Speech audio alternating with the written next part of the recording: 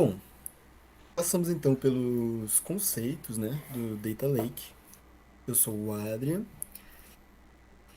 e a gente é do trabalho sobre o Data Lake. Então, eu vou agora mostrar, como foi dito anteriormente, a parte prática, né, que nós conseguimos montar aqui sobre o Data Lake. Bom, nós utilizamos os serviços Azure, né, para configurar um cloud com Data Lake. Por trás dos panos, esses serviços de cloud, eles vão utilizar tecnologias, inclusive open source, em cima das estruturas deles, são bem robustas e complexas, né? Para configurar esses serviços de cloud de dados. Então, bases de dados e outros que eu vou mostrar. Bom, temos é, que criar uma conta, né, na Azure. É um processo bem simples. Se você já tiver uma conta de algum serviço Microsoft, como por exemplo a conta da universidade, né, que eu pude utilizar aqui, você já consegue criar automaticamente uma conta. E tem, às vezes tem promoções de contas de universitários, né, que te dão bônus para você poder utilizar com créditos, né? Porque o serviço de cloud, né, ele vai cobrar sob demanda. Então, por exemplo, um tempo de máquina que está sendo utilizado, né? Ou pools que você abre, coisas que a gente vai mostrar mais à frente. Bom, então aqui dentro do Azure,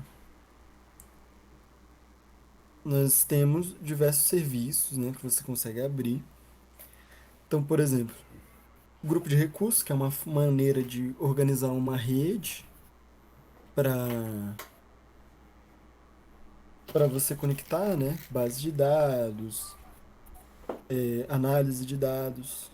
Então, com um grupo de recursos, você consegue conectar os seus recursos bem mais facilmente, configurar eles, criar regras entre os seus recursos. Temos, por exemplo, o Synapse, que para fazer análise de dados, pipelines de dados, que a gente vai mostrar também, ele substitui esse Data Lake Analytics que vai ser, que está deprecated, né? Que vai ser largado. Assim como esse Data Lake Storage Generation 1, que também está deprecated, já tem um 2. E ele só mantém isso aqui para quem tem alguns serviços legados ainda, para dar tempo de migrar. Então você consegue levantar máquinas virtuais, né? Inclusive as próprias bases de dados vão estar rodando em máquinas virtuais especializadas, né? Mas você consegue subir máquinas virtuais que você configura, né? Com o serviço que você quer. Os sistemas operacionais, coisas do tipo. E você também tem um marketplace que você consegue adicionar serviços, inclusive de outras empresas que disponibilizam programações, aplicações para você utilizar junto a esses serviços, né? Que você pode, inclusive, pagar, né? Para utilizar outros serviços. Eu vou mostrar aqui o grupo de recursos que a gente está utilizando. Então, a gente criou esse grupo para poder criar uma rede entre os elementos dele, né? Então, no momento que você adiciona, claro, tem como você configurar de formas diferentes, mas por padrão, vai existir uma rede já entre esses elementos. Então, quando você for utilizar, por exemplo, uma base de dados para analisar, ele já vai listar para você as bases de dados que você conseguiu criar, né?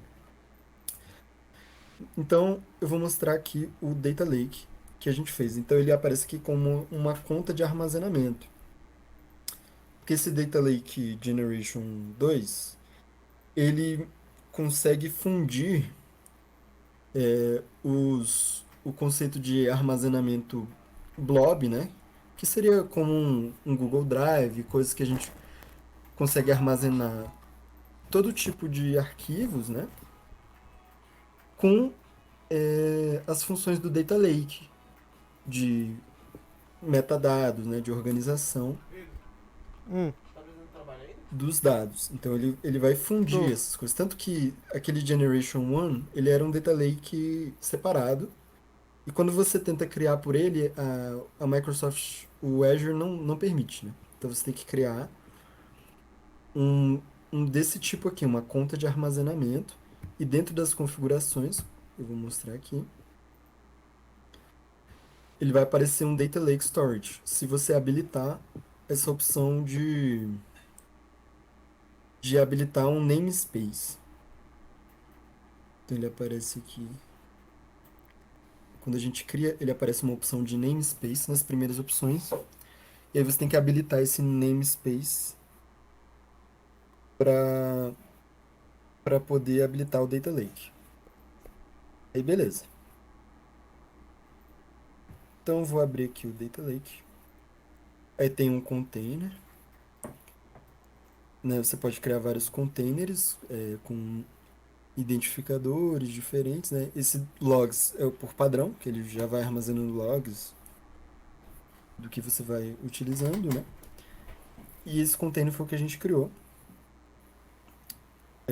com os dados de vacina. Então você vê que ele consegue armazenar vários tipos de dados, né? Tem um CSV, tem um JSON, que é o CSV é o que a gente vai usar, né? Que foi a extração dos dados de Covid da plataforma do governo. E isso aqui é um Synapse que foi criado quando a gente criou o nosso pipeline para demonstrar o uso dos dados, né? Então ele já criou isso aqui automaticamente quando eu utilizei essa mesma base para armazenar os dados, né? Que é um data lake. Então eu posso, por exemplo, aqui abrir para carregar.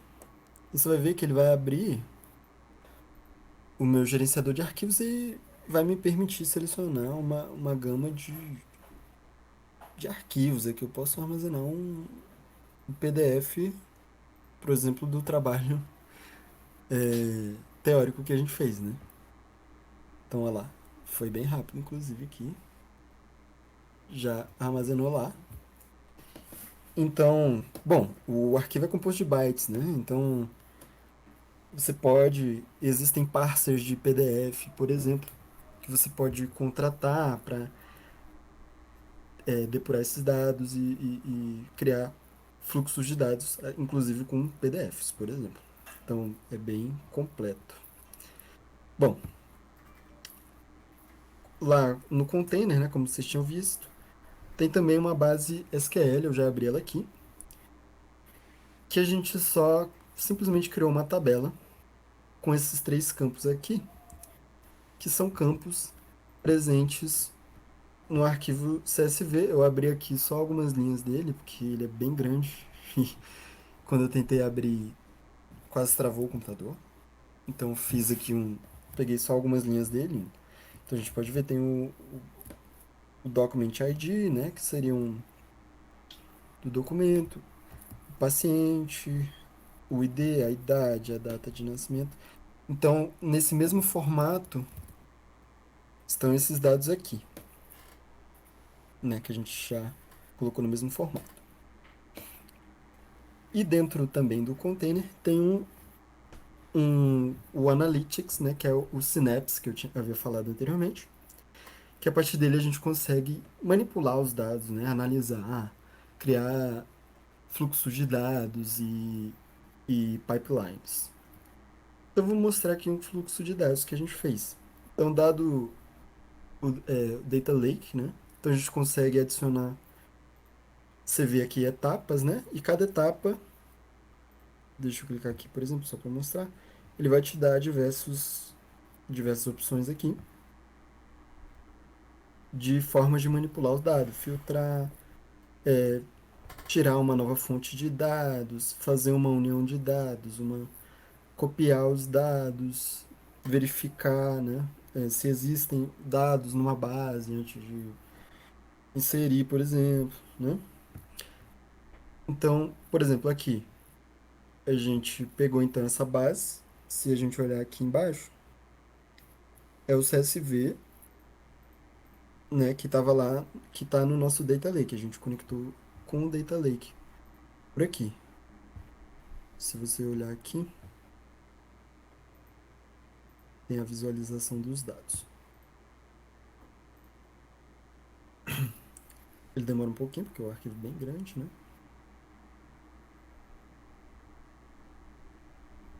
E, bom, você vê então que a gente fez carregou esses dados, né?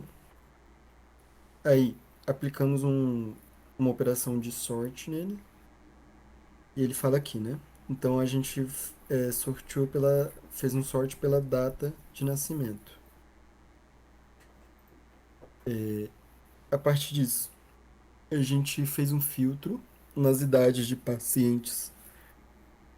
Isso carregou aqui. Então a gente consegue ver aquele mesmo CSV que eu mostrei lá no terminal, só que de uma forma bem manipulável, né? A gente consegue ordenar, ver cada coluna, os tipos de dados.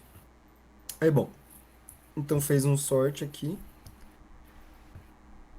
do. Aí aqui a gente põe uma regra, ele tem uma linguagem própria de funções que a gente vai utilizando para filtrar, né? O sort não precisa da linguagem, aqui a gente usa um formulário mesmo. Então você vai é, integrando regras, né, para serem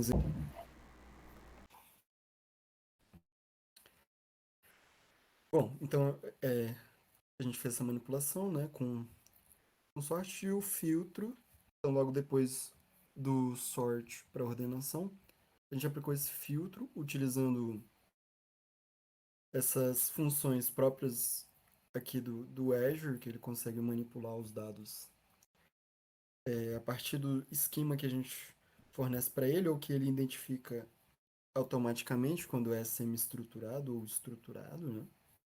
Então, no nosso caso, como era um CSV, ele já identificou os identificadores das colunas, a gente filtrou pelas idades que fossem maiores ou iguais a 26, um número aleatório que a gente viu na planilha lá, para testar.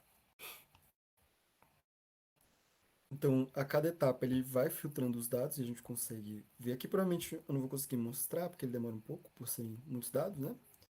Eu vou deixar aqui rodando enquanto eu falo do select. Então, a gente aplicou logo após do filtro um select. Ah, aqui ele mostrou. Olha lá. Então, você vê que nenhum dado abaixo de 26 anos. O select, a gente consegue aqui definir as colunas que a gente quer dos dados, né? Então, selecionamos essas três aqui que condizentes com o banco de dados SQL que a gente havia criado, né? Então, fez essa filtragem, essa seleção, né? E ao final, a gente pode ver aqui que eu não consigo adicionar mais nenhum fluxo, né? Porque é um sync. O sync depois de manipular os dados, eu vou inserir em alguma base de dados. Pode ser na própria base de dados. Como aqui é um data lake, né? Então a gente vai inserir na base de dados SQL que a gente havia criado. E esse é o data flow. A partir desse data flow, né, esse fluxo, a gente consegue criar um pipeline. Aí qual que é a vantagem do pipeline? O pipeline a gente consegue intercalar diversos data flows, né? Então a gente consegue manter os data flows menores e criar data flows mais complexos, integrando eles, né? Usando os resultados, né? Então aqui você consegue filtrar ao ignorar, ou seja, só vai para o próximo, não importa o que aconteça. Êxito, falha e após a conclusão, né? Para esperar a conclusão da execução de alguma coisa, que pode ser um fluxo de dados, pode ser copiar dados diretamente de uma base para outra. Tem funções, tem funções personalizadas que a gente consegue pegar do marketplace, análise dos dados, verificar a saúde das bases de dados e machine learning, né? condicionais. A gente consegue intercalar várias dessas coisas e a gente consegue adicionar triggers, né, gatilhos para execução dessas pipelines, né? Então você pode executar para disparar agora, por exemplo, que foi o que a gente utilizou para executar esse Dataflow. Ou você pode criar novos de acordo com tempos, datas e condições de execução de outros pipelines, por exemplo, para fazer um gatilho desse pipeline, que ele vai executar automaticamente. Então, no nosso pipeline aqui, a gente só executou esse Dataflow que mostramos anteriormente, né? Então, a gente executa ele, ele está isolado aqui, não tem nenhum. E aí, quando a gente volta aqui na base de dados, a gente conseguimos ver justamente os dados que foram adicionados a partir desse Dataflow, né? Então, as três colunas e os dados bens da mesma maneira que havíamos mostrado no Dataflow ali, que estão aqui. Então, é isso que a gente queria mostrar, esse nosso flow, Dataflow, e as interações com os componentes de análise de dados e o Data Lake. É isso, muito obrigado.